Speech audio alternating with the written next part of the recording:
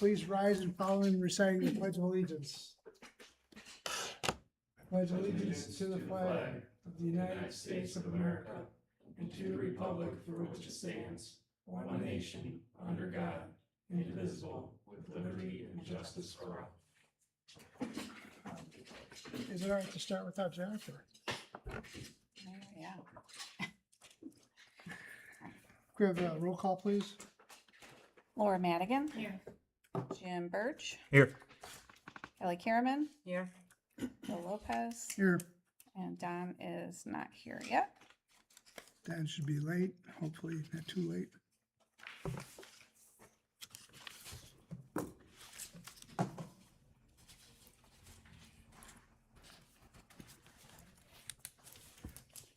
Okay, the purpose of this meeting is just a budget workshop for our 2027 budget. And to keep the transparency for the public, along with give our department heads a little help them planning their budgets if possible.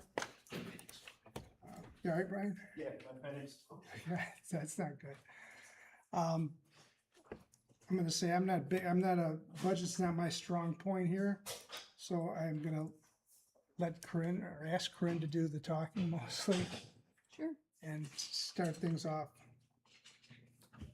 All right. So I just want to kind of give a general overview, high level overview of the key dates, budget process, kind of where we stand, and then we can talk about capital projects. But if any time somebody has questions, feel free to interrupt. So I'm sure you're all familiar with this. Some of these slides may look familiar from last year too. It's just kind of an overview of where we're at in the current budget process. We today, like I said, we're going to be talking about capital assets. The department heads are working on completing their budget requests for this year. I do have some turned in, not all of them. Once we have all those, we can look at them, refine them, figure out what we need to do and where we can adjust. And then we'll need to get all that, or I'll need to get all that in Gateway. We'll need to advertise for the budget hearing. We'll hold the public hearing, adopt the budget, and then the rest needs to be submitted, and then it's a waiting game before they issue our budget order. These are just some key deadlines that we have to meet. There's statutory requirements, certain amount of days in between public hearing, when we advertise them, when we have to submit the budget, etc. All of this has to be done before November 1st. So looking at our calendar, I know I mentioned this at a previous meeting. We plan to have our budget hearing on September 22nd and our budget adoption on October 13th. Again, it's very important that we have a quorum so we can move this through. If we miss any deadlines, we may have some issues. So we do have a meeting in September before this first date here on the slide, which is September 11th. That's the date that I'll need to make sure that our budget hearing is advertised. So the numbers that we advertise is what we're looking to adopt for our budget. Again, we can, advertise a higher number and adopt lower if we decided to, but we can't do the other way around. So we need all our numbers from all of our department heads way before then. Yeah, so at the September 8th meeting, we'll have all the budgets prepared, a draft of the budget advertisement for you guys to review and give the go-ahead. Thank you. Are those dates going to work for everybody? Absolutely. They work for me. 100%. Yep. Bill? Yeah. Oh, yeah, I'm good, I'm Jim? sorry. Okay, all right. I'm checking real quick. Oh, okay. I'm just on the October 13th one as well. Okay. I plan my life around town business. Same. Right? Don't we all? I'm grateful to have the luxury to be able to do that. Yeah. Yeah, we're good.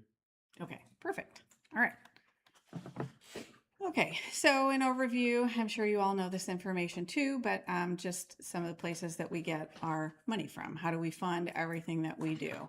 The bulk of it is from property taxes, excise taxes, also local income tax. As you know, there's going to be some changes coming to that in a few years here. Other miscellaneous taxes, the things that we charge for, so building permits, beach permits, ordinance violations, etc. The interest that we earn on investments or, our checking savings accounts, and then donation funds. Just a recap of the funds that are funded mostly by property tax, most or all. Some other miscellaneous taxes go in there. And as you know, we are held to what the state says we can grow our levy by. For next year, it's going to be 6%. The state's got a calculation. It's the 6-year average of non-farm personal income. Not really sure where that came from. But just so everybody's clear, that can't be changed based on our population growth, our property values, development, etc. None of that applies. It's just simply what the state comes up with that factor, and everybody's held to the same thing. This is our tax collections and our budget for this current year. So it's 2025, pay 2026. I don't know how well you can all see that on the screen. I got a little pointer here. This number right down here is our normal max levy. So that's the number that's going to grow by 6%.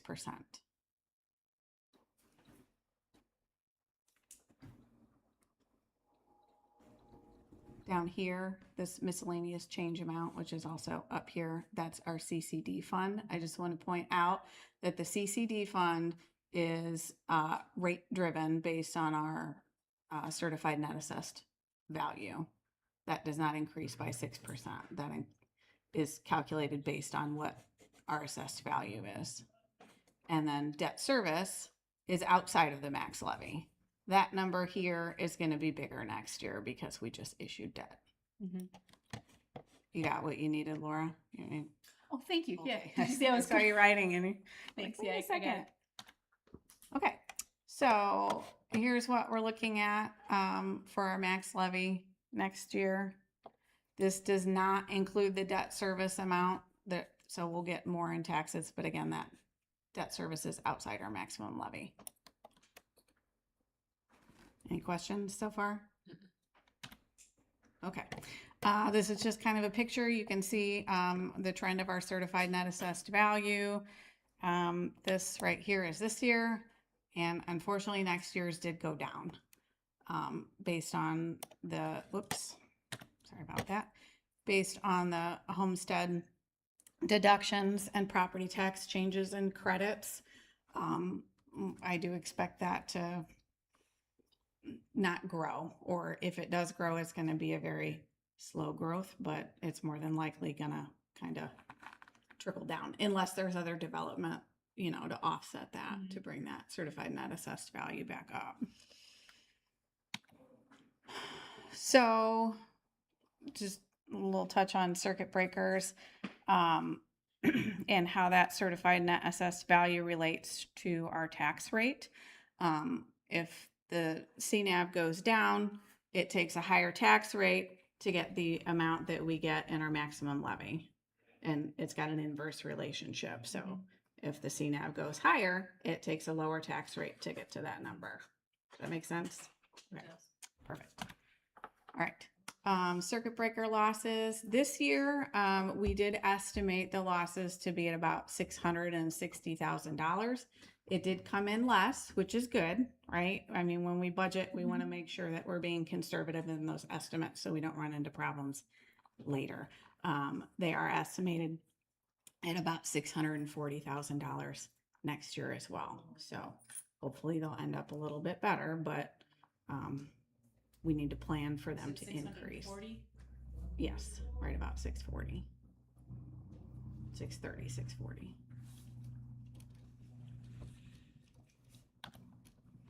All right, good news.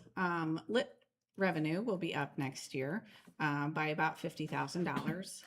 As you can see over the last couple of years, that's gone up. No drastic changes. I guess that's as expected, but that's still a little help if property tax revenue is not going up the way it used to. Also, I just want to touch base on the changes to the local income tax structure. I won't get into all of this here. I can send you this slide so you can study it. But these changes are going to go into effect in 2029.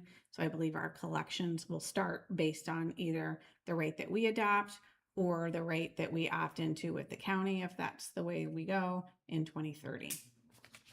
So I do also expect more changes when the General Assembly goes back downstate. So just be mindful of that. In terms of the MUST, or the Municipal Unit Strategic Task Force, the convening body is the county council. I still haven't heard anything on that, so I don't know what their plans are, but we haven't come to the table yet to talk about anything.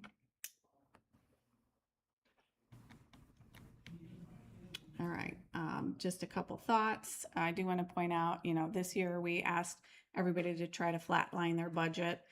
We did ask the department heads to do that again this year, and then we can make adjustments as we need to. But that's going to better position us to be able to fund capital purchases that we need, right? Rather than over budgeting on operating expenses and emergency expenditures. I know that we're going to have a really large payroll come next week, with our storm response, and I'm sure a lot of other bills, but those are the kind of emergencies that if we plan ahead, we won't be stuck in a bind. The general fund is unfortunately going to lose more revenue going forward. About $85,000 ish of that is from building permit fees that will no longer go to the general fund. That has to go into a separate fund and be used to pay expenses for building, planning, development, etc. Okay. And then talk about capital planning. That's all I got.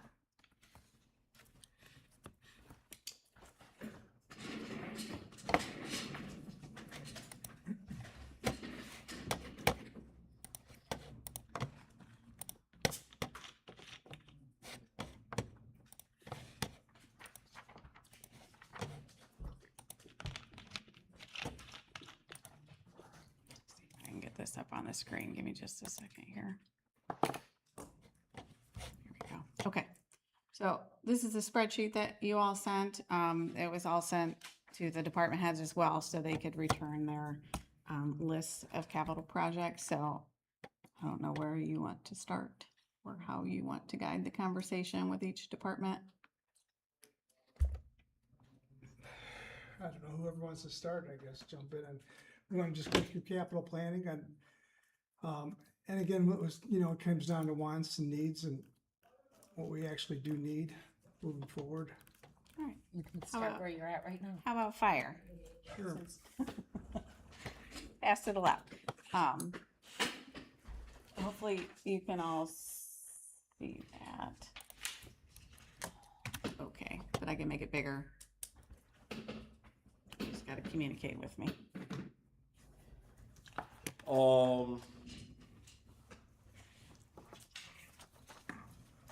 So I guess as we look at this, repair and epoxy our bay floors, that's, floors are cracking, I have the sealants coming off. Some places they're chipping. A lot of the issues are on the former public works side from the heavy equipment that they would have in the bays and stuff. That's not as high a priority. I don't know. Do you want me to read these off when I think it's the highest priority? The kind of dates are kind of confusing up there. Yeah, go in order of what you think the most important is. So the two most important things I think I have right now is my bathrooms. Bathrooms need a major remodel. The dividers are coming down and loose and the doors don't work. I'm having sinks without even cold water.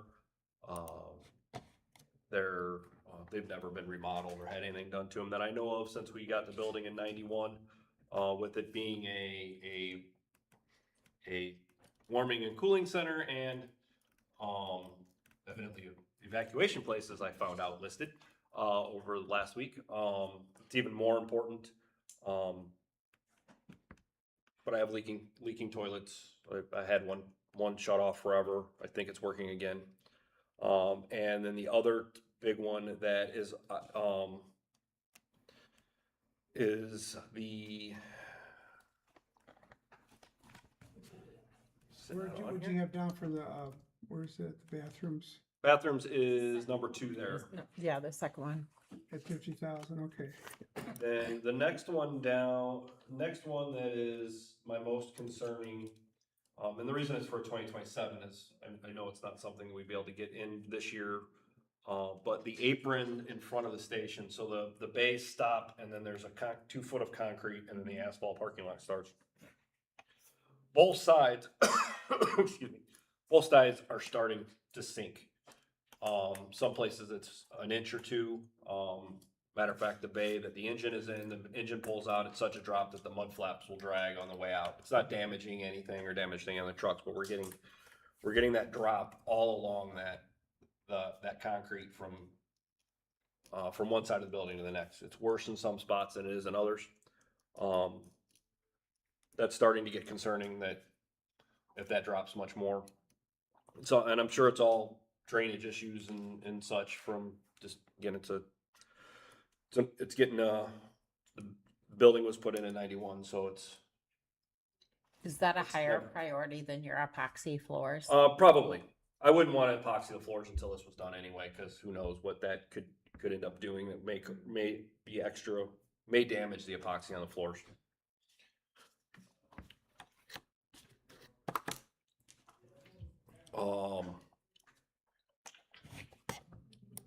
The other one that I don't want to call this a priority, but it's a problem. And maybe should have been number 1 because it's going to come up before the others is the EVP project. Yep. So I called for a update on the EVP. So a reminder what EVP, that's the emergency vehicle preemption.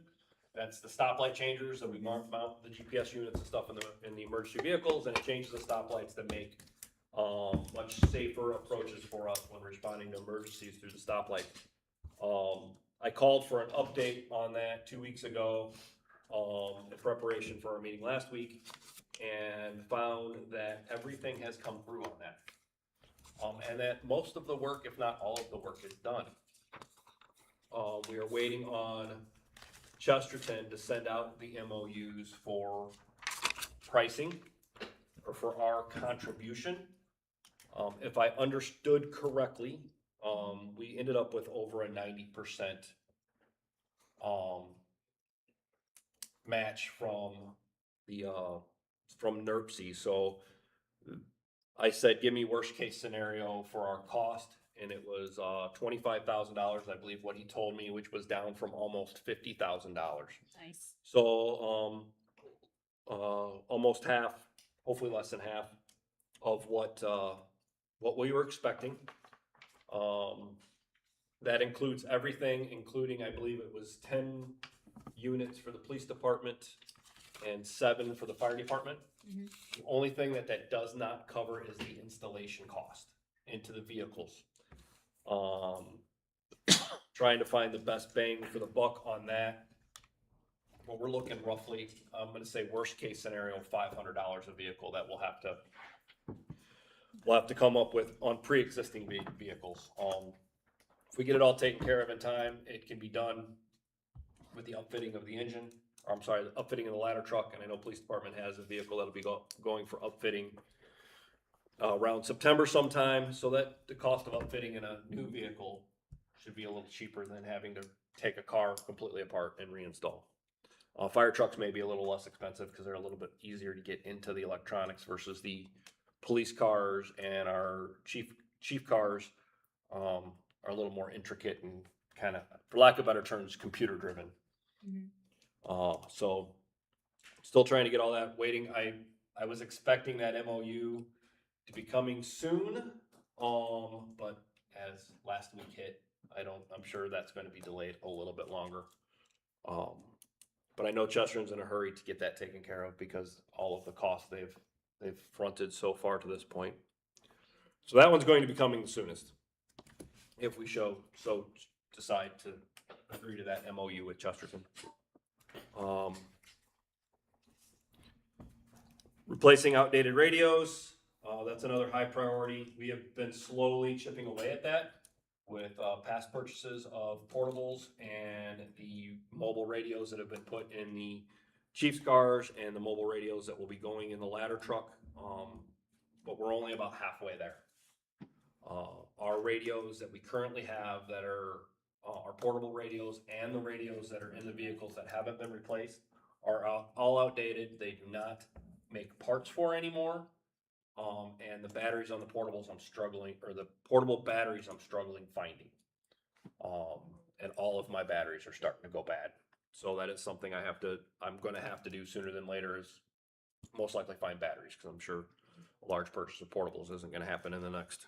Real quick on that, do you have a number of how many radios need to be replaced? I need approximately minimum 10 more portables. And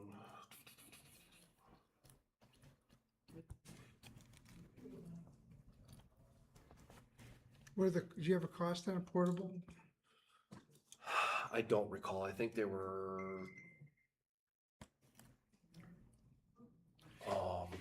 I don't have a current price. I can't Okay. remember what we paid the last time for the 10. I think it was 30,000 for 10.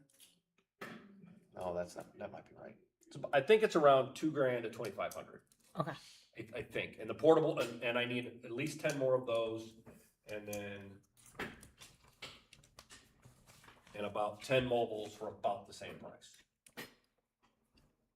Can't remember how much we spent last time.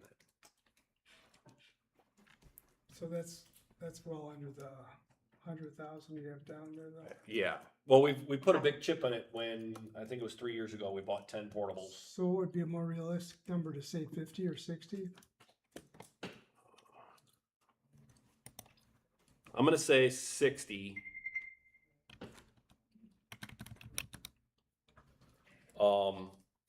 To be on the safe side. That's about 3,000 a radio. And if I have to start buying batteries, I mean, which I'm gonna have to do, because I know it's not something we're gonna turn around in the next couple months. I'm gonna have to spend probably a couple $1,000s on batteries here soon. Because it's one after another now. They're all reached that lifespan.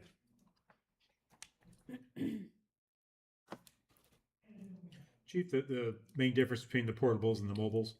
So the mobiles are in the trucks. So those get mounted, permanent radios in the truck. That's what's connected to our headsets that allow us to hear and talk. The portables are what the firefighters carry with them on scene. When they're operating, the big thing about the portables is they are ID'd to the firefighter. So if there is an emergency, they hit a button that is pre-programmed on the radio. That radio transmits a signal of who the firefighter is and that they're in a situation. So we can immediately identify who they are and know their assignment and where they should be if they are in an emergency. Okay, thank you. We talked about that.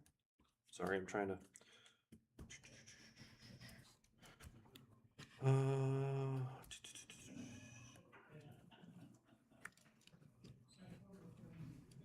Bunker gear would be next, trying to keep with that rotation since the state of Indiana doesn't seem to be doing or supplying the DNR grant that we usually get every year. I applied for that beginning of the year. I think in 2025, I was told that we're awarded it, no other communications, nothing. 2026, I applied, and I haven't even been told that we're awarded this time.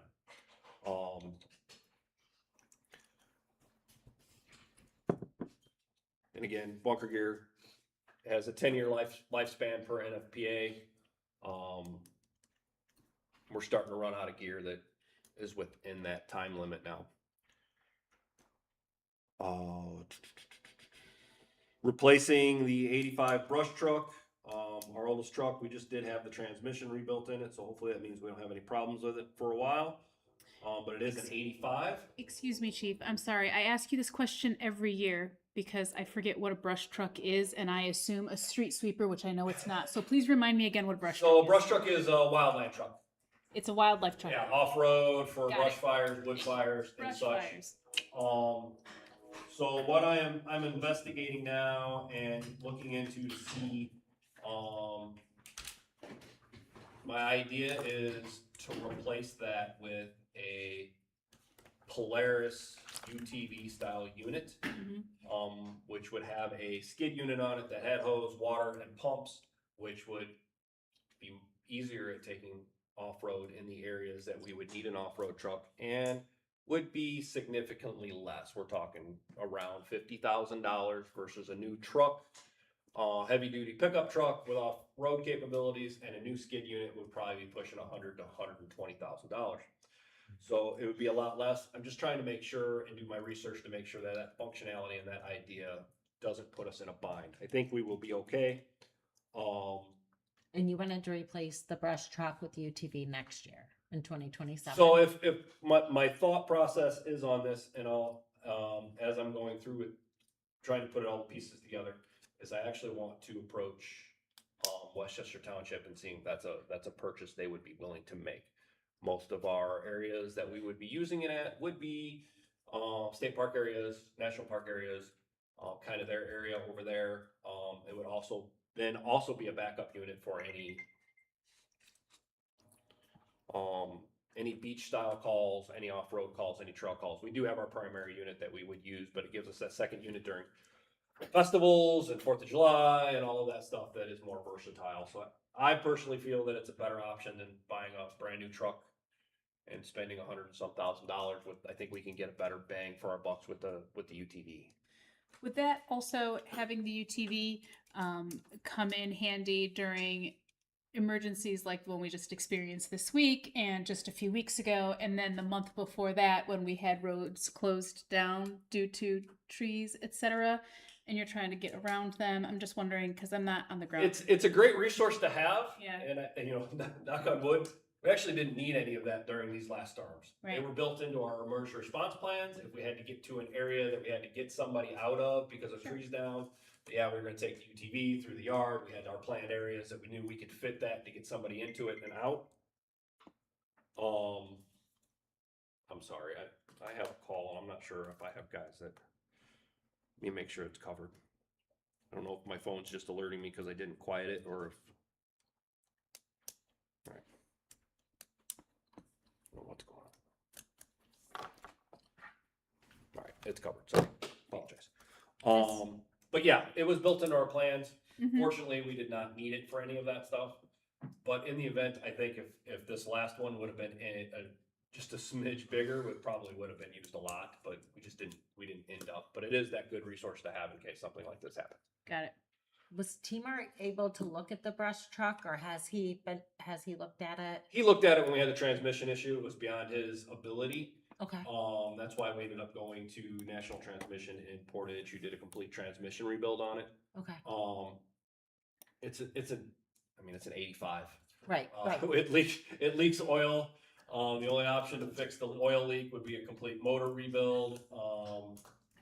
And we've got prices to do that. And again, the reason it's made it however many years in service is it's hard to spend $100,000 on a truck that we honestly don't use often, Right. but it's one of those ones, it provides a capability that we absolutely need. Mhm. Because I can't get, fire trucks very far off road if it's called for, but that UTV would be really beneficial. And again, I think as long as the township has the funding, that I think that's a reasonable request for them. They haven't had meetings and I haven't gotten all of my ducks in a row on that. I want to make sure as a fire chief, it's a reasonable decision and it's not a reckless decision as I research it all. Thank you. Chief, I would echo that. I think it's a great solution. Given that we don't have a huge call for a lot of wildland fires, and those, I think your estimate of cost is a little coming from that industry. I would say that brush truck for like an F-350 or bigger it's probably gonna be closer to 300,000. They've gone up a lot. Oh, So the UTV, I think, would be a home run. I mean, a great, you get a lot of use out of it, especially if it's a fire and rescue where you could have, you know, the ability to grab a patient if you had to get Yeah. in somewhere to get someone. I would, in planning for it, there's a lot of different brands. Try to get one that's DOT approved so it can go on its own on the streets versus needing a trailer because that would yeah, be and an that's additional our cost. plan, is the Polaris setup, Polaris Government. That was the best pricing I saw when I went to FDIC this year, and that was kind of my plan. We weren't planning on trailering unless it was a mutual aid call. Mhm. And in all honesty, and that was my biggest concern about switching is, you know, our mutual aid partners. I know we don't build things to cover mutual aid, but I rely on mutual aid and they rely on us. And that was my only thought, is a trailer for those. Which trailers are overly expensive. But in honesty, when we do mutual aid, usually it's for our ATVs. So having a dedicated UTV wildland vehicle, I think would be really beneficial. And again, if we're up to $300,000, even if it's 200, even if it's just $100,000, that's a huge savings that on a truck, you know. In the long run, I just want to make sure it's a good chiefly respond, undertaking as I research and talk to some other fire chiefs and people that deal with that stuff.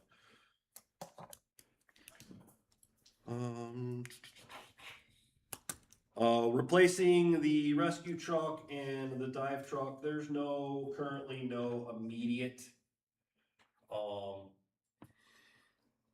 issues with those vehicles. So,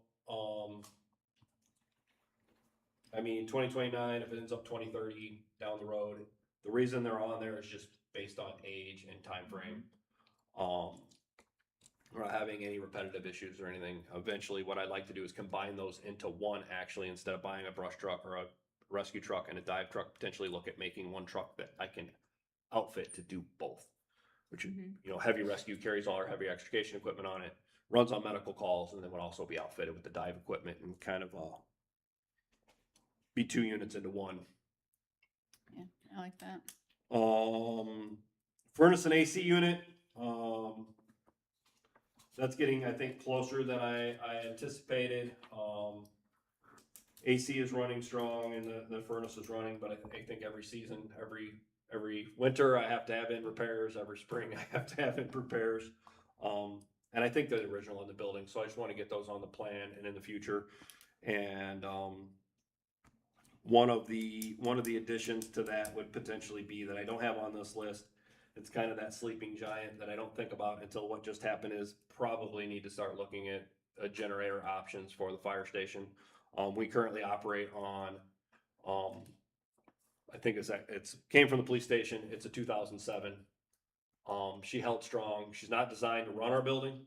It's very underpowered, but she did her job, all up until yesterday morning. So having that plan as we see things coming up to replace that one,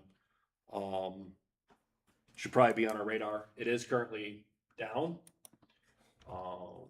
Either the water pump is going out or it's just a sensor. We tried getting a generic sensor to put in there. It did not work. We can run it without the sensor, but we risk overheating it, and I don't want to trash it, overheating it. So if we do have an issue between now and the time that the parts come in to fix it properly, we can turn it on to operate our bay doors, because that's one of my biggest concerns is opening and closing the doors. We can open them by hand. They're really hard to close by hand. So we can click it on, let it run, open and close our doors as we need it with minor delay. But hopefully, he told me this morning the part's on order. They're gonna come in, put the part in, and then go through the unit. Obviously, it's gonna need a preventative maintenance done on it after that. And then maybe we'll have a better idea of its potential. But again, it's 20 years old, and finding parts for that one's a little hard too. And the only other thing I think I have on my list that I haven't covered is sleeping quarters. That priority is what it is. Obviously this last week would have been great. To be able to have these guys have somewhere they can get some rest. We had guys and gals, I'm sorry, working, on station almost 24/7. Recliners and chairs and everywhere else that they were trying to catch cat naps and stuff, but, so. I think I covered everything. I was trying to check them off as I went. Yeah, I think you did. Thank you. Chief, for clarity, I'm just going to go through on the rankings of these, so we're kind of all on the same page. It sounded like you were saying that the EVP, the radios, and the bunker gear are your top three most heavy priority. So the EVP, the bunker gear, and the EVP bunker gear radios. Yeah, and then the concrete. which That's Bathrooms. gonna be a next year. Oh, bathrooms. Bathrooms. And then- Bathroom was number yeah. one. I feel like I mean, there's bathrooms like should be 4 or number 5. Bathroom was one. number one. Bathroom should be number one. Yeah, we That's- need the bathrooms taken care of. That's getting worse, you know, but again, EVP is what's going to be knocking on our door potentially by our next council meeting and the council meeting after that. That's why I'm putting that as a priority. Is EVP going to happen this year in 2026? Yes. Yeah, Okay, Yes. I just wanted to make finally. sure. And I apologize. I did not know that until I called them. No, that's Week okay. I before just wanted last, to and it move was- it to 2026. All right, with time moving, let's try to Yeah, move sorry. on to- It's you. That's me. All right. So the vehicles, what are we at here? Yep, 2026, we've got one vehicle. We should be receiving that shortly. The 2 replacement vehicles, that obviously is a change from past practice where we would do 2 and 3 year vehicle years. We'll just make it straight 2. As far as most important, I wouldn't say it's the most important, but it is most time sensitive, which is the packet that I gave you today. This is the solar carport project. If you notice on the image there, it's the entire length of the department. And there's multiple benefits to this, not just the fact that it cuts down on the utility offset, which when this estimate was done, this was done for the past year of NIPSCO statements for us, which is about $1,000 to $1,200 a month. But the important thing to note is with the disbandment of dispatch, we are now not going to be operating a 24-hour dispatch center with 2 councils. So I can only imagine that utility offset is going to increase. The reason that it's time sensitive is I've been informed that the IRS direct pay, which I'm going to say rebate, but it's totally not a rebate. That benefit is set to expire, and the work has to be completed by December. There's a date on there somewhere. I think it's December 31st of 2027. So after that direct pay incentive is gone. So it's kind of, if we're going to do this, it would be this coming year. After that, we lose that incentive. I apologize for interrupting. You said that expires when again? December 31st, I think it's on Yes, that. it says 2027. Yep. 2027. Got it. Thank So you. yeah, it has to be placed in service. So it has to be completed, placed in service by December 31st of next year.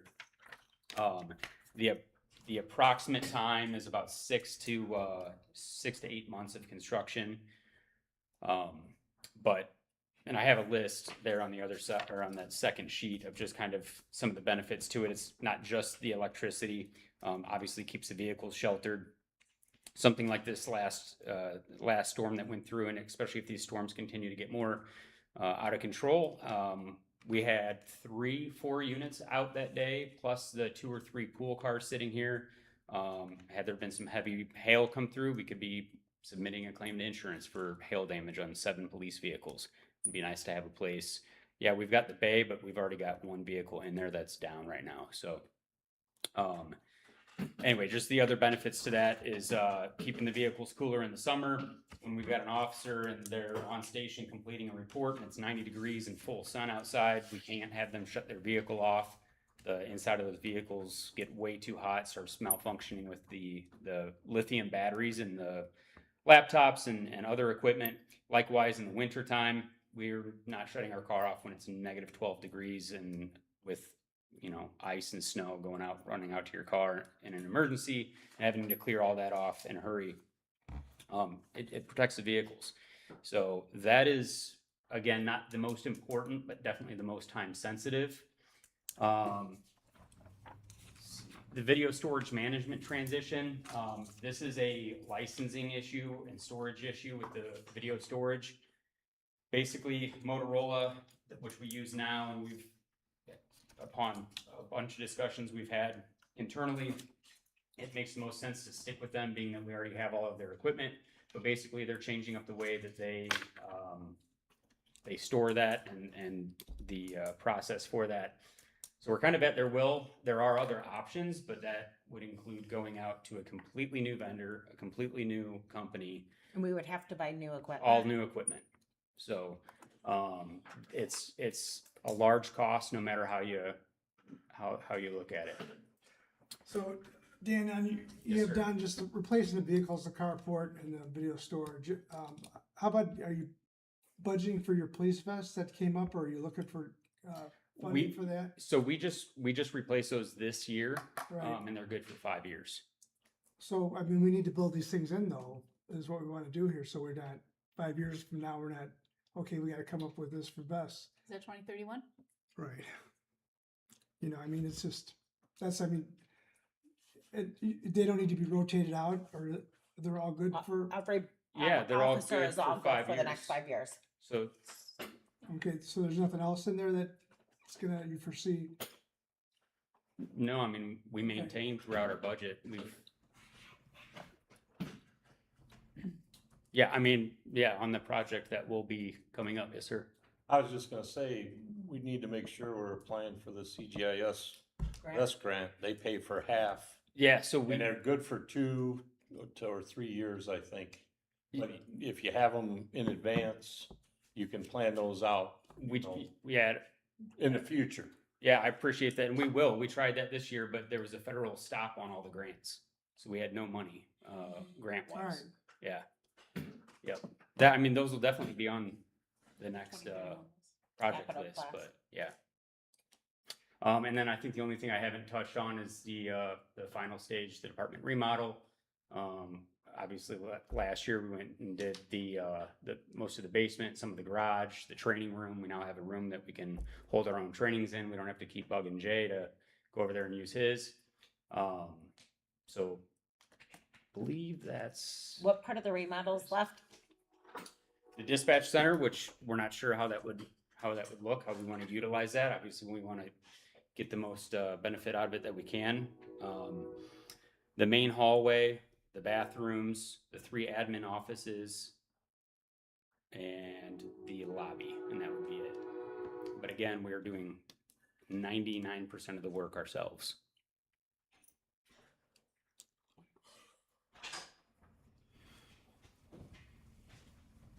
All right. Okay, who's next? Jamie? Anyone jump up, Jamie? I mean, I can't see it all the way over here. Sorry. For the public works, one of the first things that I think we maybe want to postpone is the street sweeper. Currently, both drives on both sides are gonna need to be replaced. And, that's about a $30,000 cost, and it's, not the highest priority we have. On trade-in, they said with it running the way it is now, they give us $6,000, so do we really wanna invest 30,000, you know, on something like that? I think that's something we can push down the road. Our storm plan, and, we're required to do that twice a year. What we could do in the meantime is just rent one, you know, twice a year. If we use it 2 days, we're in compliance and won't get in any trouble over that. Something that we might want to move up, but I don't know that it's necessary right now, is the vac truck, because if we decide to pull the trigger as scheduled in 28, we can get a 1-year lease that we'd pay for it in 28. T-Mar went to a training specifically for vac trucks. And ours, we've been told that certain parts on it now, that if they go down, that truck is over. They can't make them. If we could find one scrap, we might be able to get one, but if it goes down, we might be in big trouble. So the question would be, do we want to try and do that a little earlier? You know, do something now? We could get some deals before next year on current models that won't have the increase. They're changing some requirements on the units that would raise the cost quite a bit on that.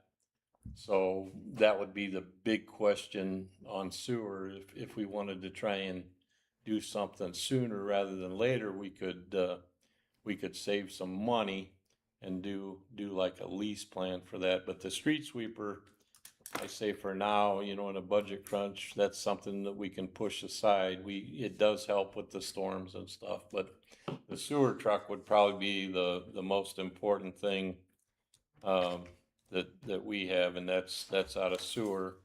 Also out of sewer, we got projects for sewer, and we're in the process now of cataloging all the different pumps we have and stations and prioritizing them. And I think after we have those meetings and sit down and formulate a plan, we might need to adjust, you know, some priorities. And generators had come up recently, and after this storm, I think that was a good thing to think about.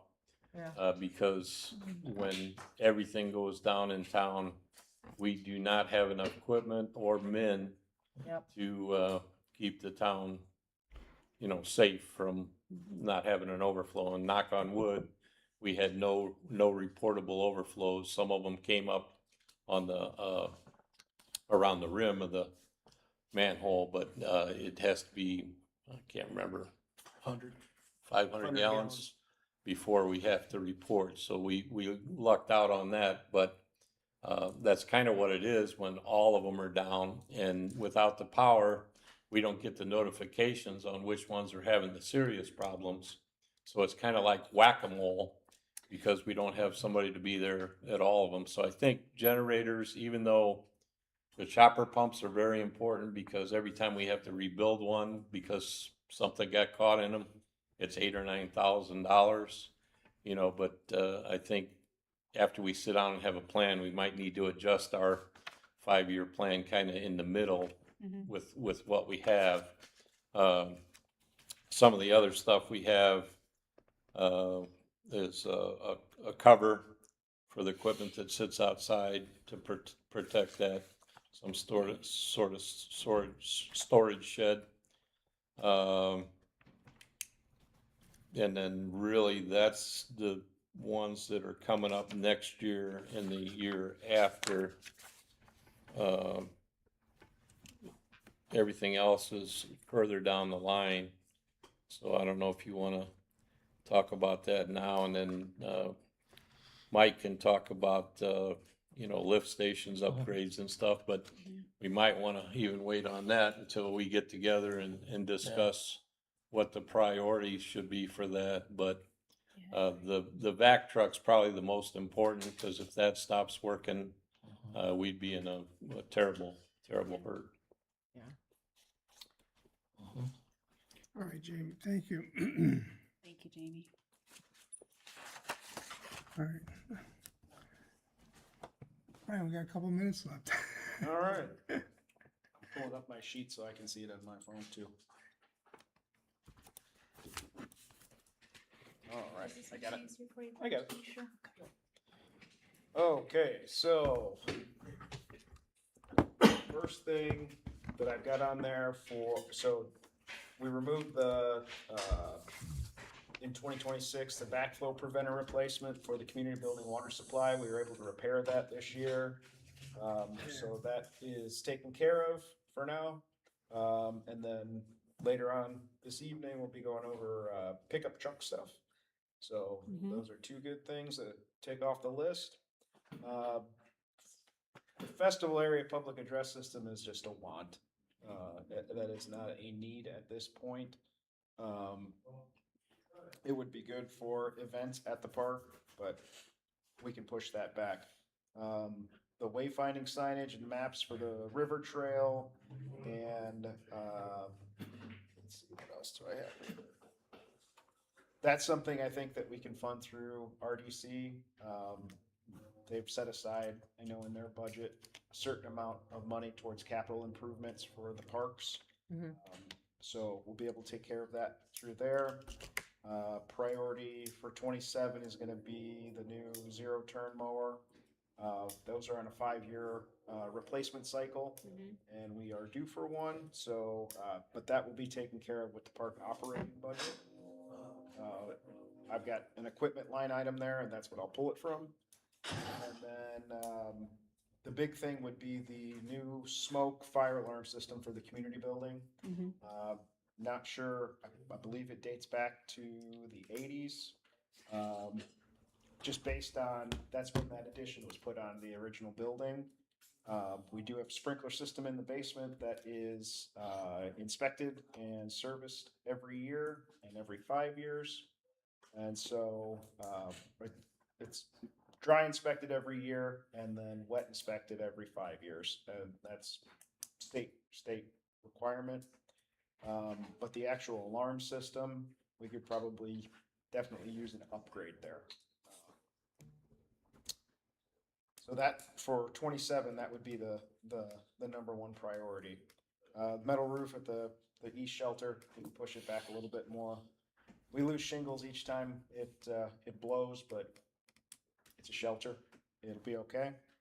And then looking further down the line, for 2028, the level line and reseal for the Hawthorne and Porter Cove basketball courts. Those do get a lot of use. Porter Cove Court has not been touched since it was installed back in the late 90s. And the Hawthorne one, we re-striped it and re-topped it almost 10 years ago now. So, Wow. yeah. And everything else, as we go down the line, is it's park stuff, so it's mostly wants. Needs are going to be, equipment to keep us going, and most of this is just capital improvements, with the exception of HVAC units. Those will be getting up in age around the 2029 mark. So we will be redoing. I know I've got 3 things listed in 2030. Those were some items that are left on our long-range park plan that we put together back in 2018. And so we will be redoing that park plan for 2028. So we're doing public input meetings, working with the council, and seeing what the community would like to see improved around the parks or new in the parks. And then we'll base our priorities based on that report, which is what we've done for the last 10 years, or 8 years, no. Yeah, it was 2018, wasn't it? So, we've done that for the last 8 years. Brandon, one question I didn't see Lake St. Charles on the list at all. I know we had some, it may not be realistic to get it in, this cycle with where the numbers are, but just so it's not forgotten about, is that still on your list of a vision for? For Lake Charles Yeah. Park, we have been utilizing volunteer labor to clear a lot of the shoreline there, with Rebuilding Together Duneland and a couple other groups. But it's not on there just because we're trying to generate everything towards Hawthorne, and Porter Cove Park, and Indian Springs, because those are our 3 biggest use parks. And then eventually Lake Charles would be great if we can get it out there, but it's not in the plan for right now. Okay. All right, thanks, Brian. Mike, you got anything? Can't read it. I had on there Is Howe Road on there, Corinne? It's kinda Yes. hard to read. Yeah, you hit Okay, road washed I talked, when I had my meeting on the trail, Howe Road washed out in 2018, and we just haven't done anything with that. Since Milestone is working right next to it over on the trail, I'm sending the plan over them just to get a rough number, because I don't think it's as high as what I wrote down. It's saw cutting the pavement, putting riprap down and fixing a guardrail, because that washed out in a storm in 2018 and it's still not fixed, so I wanted to fix that. The rest of it's, the paving and paving projects and all the stuff we normally do. Jamie mentioned the generators, so once we get the lift station, so we'll call it survey together with all the information on it, and we can go through and see which ones are the most vulnerable that need this, generator. We could put something together on that. The 2 generators we put on Mineral Springs were $46,000 when we put them in, so I popped in 50 for these just for starters, but it depends on the size we need, so they could be variable, but probably average around 50 grand. I spoken with H&T Electric, who has gone above and beyond trying to help us out with some stuff. So we're trying to get something put together with them. They don't currently install large scale generators, but they do all commercial work. And after talking to me and talking to Portage, it seems like they're going to try and get into doing that so that we can have them install some, or at least quote on it. But I'd really like to put some service contract together with them. So I've already talked to them about that, because they're just, Keith Bitter has been above and beyond what he needs to do, trying to get that stuff fixed. So that way we'll have somebody service all our generators that's local and competent. And we won't have any more issues. But they really do have a really good staff of people over there. They took all the mostly all the good electricians from all different companies and put together like a 35-person maintenance and repair staff. So Oh, good. we really, they're really helpful for stuff, and so we'll get those put together. As far as all the sewer stuff, I'm trying to get that finalized, but I'm gonna send you the report I got from Commonwealth for the I&I replacement and the Marquardt sewer project. I can email that to you. It's a large file. I also have 8 hard copies in my office, so I can give you guys hard copies of it. But we've got that I&I project staggered into 3 sections, so it's kind of trying to plug in where we can. Representative Mervan's office has us on the list. So we made it through that list, but it's up to Congress to approve that. So if they approve that, yay, because that's a big chunk of money we don't have to spend. And if they don't, we're going to apply for what's called the 219 grant, which basically is capped around $1 million, and it's a 20% match. So we'll just go ahead and do that anyway. That way we can take care of these in much smaller chunks and save money. So we had that, basically it's set up to do Dune Forest first, and then we'd move east, which is Waverly Heights, which is around our North Bailey area. And then we'd move east again, which would be over in Laura's neighborhood. And those are the 3 that all feed to Triangle Lift Station in succession. So like Canoni feeds to North Bailey, which feeds to Triangle, and then of course Nickty Station feeds to Triangle. So if we can reduce our I&I, we'd save a lot of money in expenses over the years. So I'm trying to get that via grants. We've got several projects hopefully coming up, which we're going to require the the Marquardt upgrade. I have that broken into 2 pieces. The $1.2 million and change is for replacing the undersized pipes, which are on Waverly and Marquardt, which I think we should do first.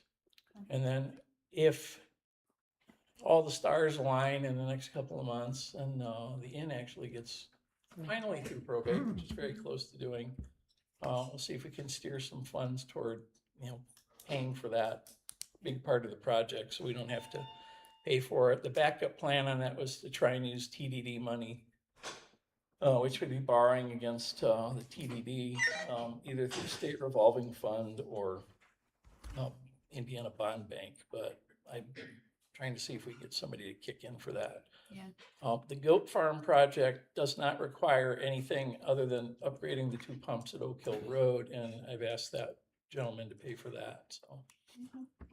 So we do have capacity to a point. I'm gonna go back to Chesterton with a new list of stuff we're looking at long-term to make sure that we have, we're on their radar for any future expansion and if we need to get any more capacity purchased, so. Kind of where I'm at with that. And just, FYI, Mr. Stringer will be here Friday for the HVAC unit, so. Start on that. I want to add a comment to your Sure. I&I project, reducing town expenses. Obviously, Yes. we pay for Massively. sewer treatment Yeah. every time we get huge rain Yes. falls that infiltrates our sewer. But so yes, that would definitely reduce expenses, but it would also reduce the rate at which our crews need to drive around you. and Yes. empty those lift stations. So that would also Yeah. put us in a better position to not have overflows Correct. when this happens again. Yeah, you are absolutely correct.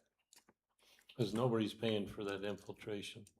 The town is. I know, Yeah. I know. Yeah. The town's paying for all of it, but yeah, and Yeah, And We're looking paying at the crews to pump it. the pumps, you can tell it's all bad. without a calendar, without writing it down, which days we had rain, cause it's ridiculous. yeah, It's right on. And right. especially in those areas there, right.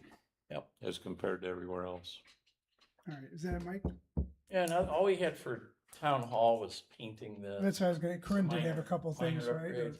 When we did the 2018 remodel, we did not paint this room or the 2 front and back foyer. So that's, there's just some minor stuff we had in there as far as updating it. That, and we talked about upstairs doing something. Upstairs, Making that usable. so if we can make a usable break room, so when he replaces the HVAC, we could do, I think lot of that that'd be a ourselves. minimum. yeah, it's pretty expense. minimum, yeah.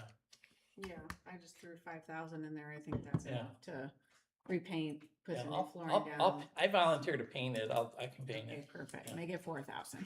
Yeah, right, yeah, exactly, Small- yeah. Some small furnishings, that kind Yeah. of stuff. That should be funny. to That get way it going. frees up the back room so somebody can take a break in peace Sure. and not be. Extra interrupted. meeting space, training space, Yeah, Lots of uses for that room. Yeah. Yeah. Mhm. yeah, Thank you for that. Sure. So, yeah, there's not much. Copy machine, run of the mill purchase, but we got a while on that. Mike did add seal and restripe the parking lot. Mhm. So I'd let him talk about that if he wants to, but other than that, that's it for us. yeah, minor. I don't need a car, mine's good. How old is your car? It's an 18, Andy's is 17, but I only got 25,000 miles, 26,000 miles on it. It's- Add next time, but, It's doing fine. Mr. Timar fixed it for me already. So. okay. So, I'll just touch base on this really quick before we wrap up. Cash flows estimates, that's a working, document right here. I know this kind of looks like a mess on the screen, but, like I said, I'm still waiting for all the departments to turn in their budget requests so I can plug in those numbers, get these to you. And I guess, we need to figure out what projects we want to make happen next year to build in these budgets, so. Mhm. But that's all I got. Okay. Corinne, can I ask you, if I overlooked it in my email, I apologize, but would you mind resending or sending the 2027 estimated cash flows? Yeah, I haven't sent this to you. Okay, you haven't because sent it. it's- Okay, good. yeah. Because I was looking for it and I was like, okay, None of the numbers are final yet. It's none this of them is are the final working yet, so it's just, document, okay. yeah. Yep. So. Okay. Thank you. All right, I'm gonna take a picture. Wait, don't go away. Thank you. Don't change the screen yet. These are the numbers I want to look at. I can send you the file if you want to look at it. I would love for that, please. Okay. And I've also got in here sewer operating, sewer construction, and stormwater. So you got to eyeball on those funds too. Those haven't been included before, but I think it's important for planning things like I&I reduction and vector trucks and, you know, how much we have for capital. Right. And building and permits was moved out of the general fund, right? Building and construction, Yep, and that was of no choice of our own. correct. Thank you. Mhm. All right, we good? I look for a motion to adjourn our budget, workshop. So moved.